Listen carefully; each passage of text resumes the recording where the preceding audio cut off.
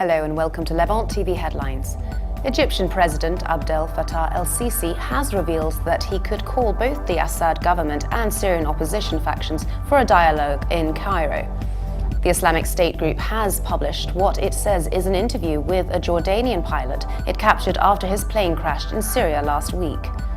A Palestinian teenager has been seriously wounded by Israeli gunfire in the West Bank, with the army saying he had thrown a suspected explosive device at troops. Security has been stepped up at Royal Guard posts in London, including the sentry points in Whitehall, in what reports said was a response to recent concerns over Islamic militants.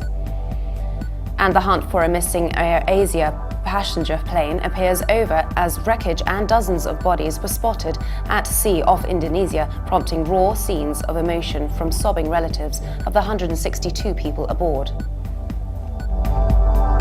Now let's take a look at the top headlines in today's newspapers in the Middle East.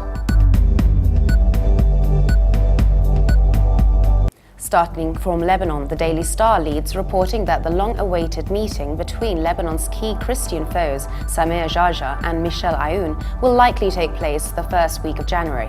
The paper also reports that head of the Association of Private School Teachers, Nehmeh Mahfoud, says private school teachers will resume their protests, including strikes to press for a salary rise after the new year. The Egypt Independent leads, reporting that the Criminal Court of the Nile Delta province has sentenced 7 Muslim Brotherhood loyalists to 10 years in absentia, while acquitting 8 others from charges of vandalizing a local council in 2013. The paper also reports that inmates at a prison in southern Brazil have taken 7 staff hostage in the latest in a series of mutinies at prisons in recent months. UAE's Khalij Times leads, reporting that a missing Air Asia jet carrying 162 people could be at the bottom of the sea after it was presumed to have crashed off the Indonesian coast, as countries around Asia sent ships and planes to help in the search. The paper also reports that a court in Bahrain sentenced 2 men to death and handed a third a life sentence on Monday after they were convicted of killing a policeman. Now let's take a look at the top Middle East headlines from the UK papers.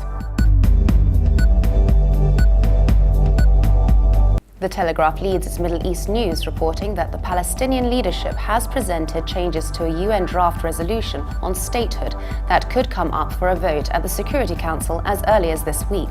The United States again rejected the text that would pave the way to a Palestinian state by setting a 12-month deadline to reach a final peace deal and calling for Israel to withdraw from Palestinian territory by the end of 2017.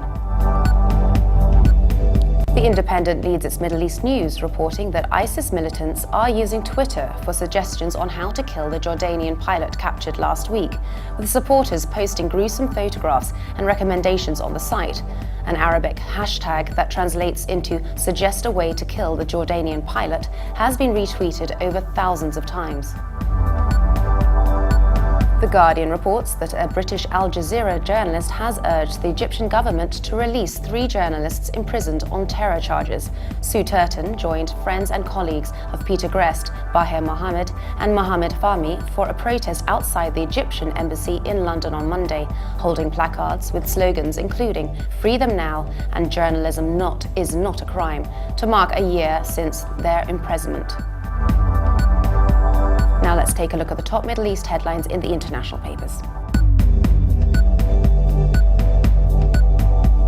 China's Global Times leads its Middle East news, reporting that the Syrian troops carried out qualitative attacks against the positions of the Al-Qaeda-linked Nusra Front and the like-minded Ahrar al-Sham groups in the northwestern province of Idlib, killing 13 of them on Monday.